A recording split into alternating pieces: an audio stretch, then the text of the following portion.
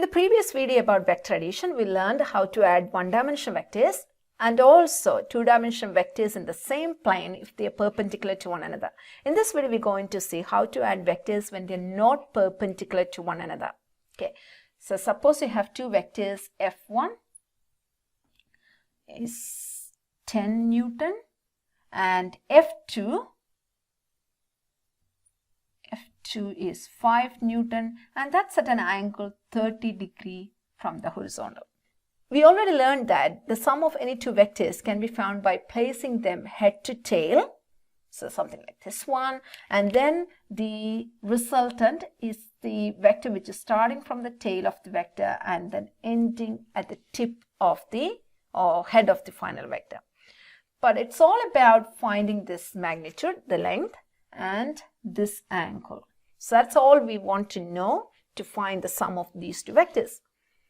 If they are perpendicular to one another, we could have found this side using the Pythagoras theorem, and we can find this angle theta using the trigonometric identity. But that doesn't work in here.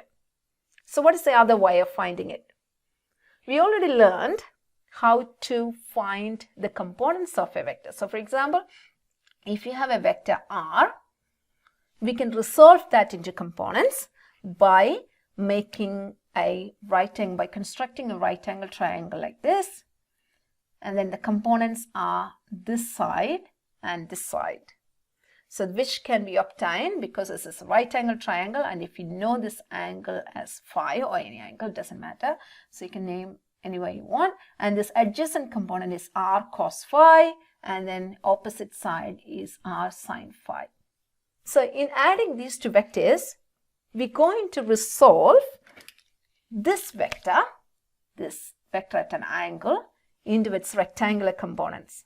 So we're going to split this vector into two components, and this vector we already know this is 5 Newton or F2, and we can find this side which is F2 cos 30, and this side is F2 sin 30.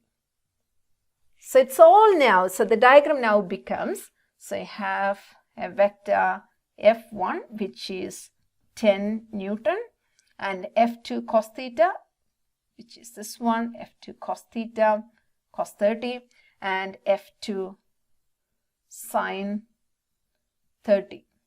You don't have to draw 5 Newton because we already split that into components. Okay, so the resultant is vector which is starting from here to here.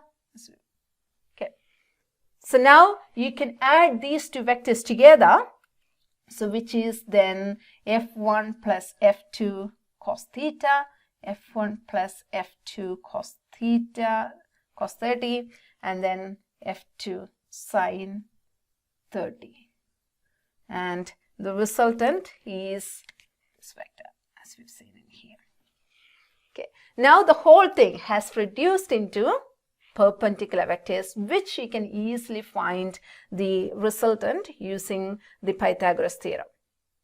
Okay, so if you want to write the same thing using the rectangle, the Cartesian components, okay, so this vector F1 can be written as F1, it's the whole components are in the x direction, 10 Newton is in the x direction, so you can say which is 10 Newton which is in the I direction, so that's Newton, and F2, the vector F2 has two components.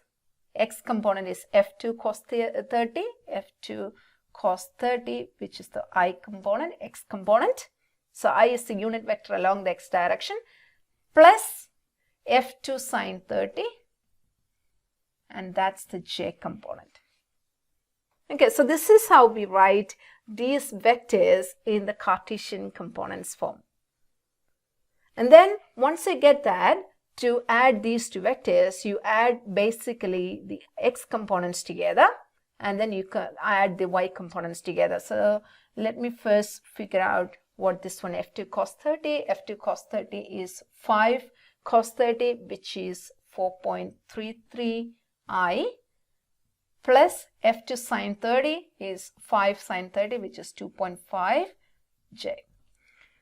And then this is basically the F1 plus F2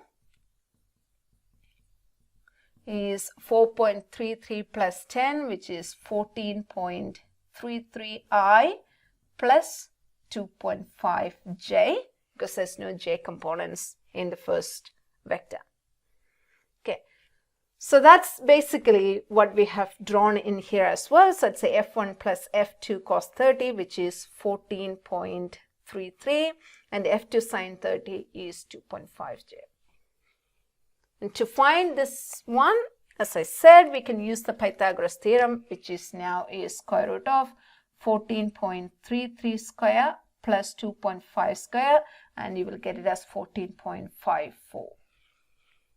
And the angle theta can be obtained using the tan of that theta.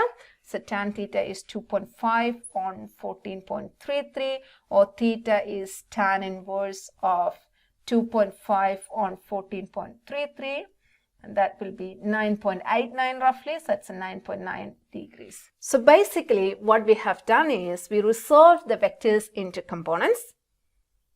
Okay, so that also can be written as in the Cartesian form, and once you resolve that into components, and then you add the similar components, the components in the same direction. So you add the I components together. So that's what you got in here. And then you add the Y components together. So you reduce the whole thing, whole vectors into two vectors perpendicular to one another. Once they're perpendicular to one another, you can use the Pythagoras theorem and the trigonometric identity to find the sum and the direction of the vector. So this way you can add any vectors in a plane which are not perpendicular to one another. Now you can add the same thing using a different way, that's by using sine rule and cosine rule. Suppose you have a triangle like this, and with sides A, B and C, and we're going to take the angle opposite to A as A, and the angle opposite to B as B, and the angle opposite to C, side C is C. Then the cosine rule is saying C square equals A square plus B square minus 2AB cos C. So you can write three equations of this kind connecting, which connects the different sides and angles. And for example, if we are writing for this side B, B square equals A square plus C square minus 2AC cos B. So basically, when you write the equation of this side C, you take the other side, two sides, A square plus B square, minus 2 times those two sides, times cosine of the angle opposite to it. Okay, and you can make one for the side A as well. So I'll leave that to you.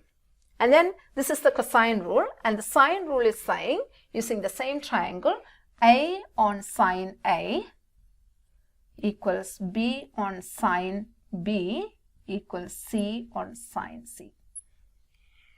So you can use these equations to find any side of the triangle and the angle. So let's use these equations to solve the vector addition problem that we just did. Okay, so in that one, we had a 10 Newton vector and a 5 Newton vector, and this 5 Newton vector was at an angle 30 degree. So that was the question, and we needed to find the sum. Okay, so the sum is the vector which is starting from the tail and ending at the tip. So if you're comparing these sides to this triangle, so this is side A and this is side B and this is side C, and this angle is the opposite to B, which is B, and this side, this angle is C, and this angle is opposite to side A, which is A. Okay, so do we know any of the angles? So if this angle is 30 degrees, so the whole angle in here is 180, so this should be 150 degree. So we know the angle C, and we know the side A, and we know the side B. We are after side C. So let's use this equation, this cosine rule. So let's use this equation, this cosine rule, to find the side C. So the C square equals A square, which is 10 square, plus B square, which is 5 square, minus 2 times 10 into 5 cos 150. And if we just need only C, we can take the square root. So when we substitute all these numbers, we will end up 14.54 as the side C. So that's in Newton. Okay. So it's the same answer as we got before, but using an entirely different way. And to find this angle B, that's the second thing we need, because the vector needs to, for any vector, we need to specify the length, the magnitude, as well as the direction. So to find angle B, we can pick any equation that has only one unknown as B. So for example, if I look at this equation, I know the side B, I know side A now, I know the side A, and we just found the side C, and B is the question. So we can use this equation by rearranging these terms, or we can use the sine rule.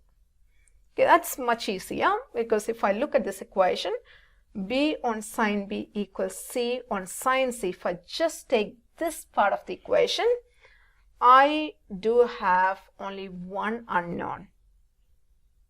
Okay, C is already known, so we can rearrange that part of the equation by cross multiplying and then rearranging a little bit. So sine B equals B on C sine C.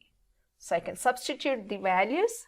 B is 5 and C is 14.54 and sine C is 150.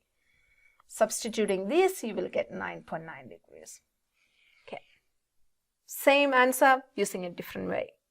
Even if you have more than two vectors at different angles, you can use the same strategy that you've learned to find the sum of the vectors. For example, if you want to find the sum of F1 and F2 and F3, all you have to do is split each one into its rectangular components.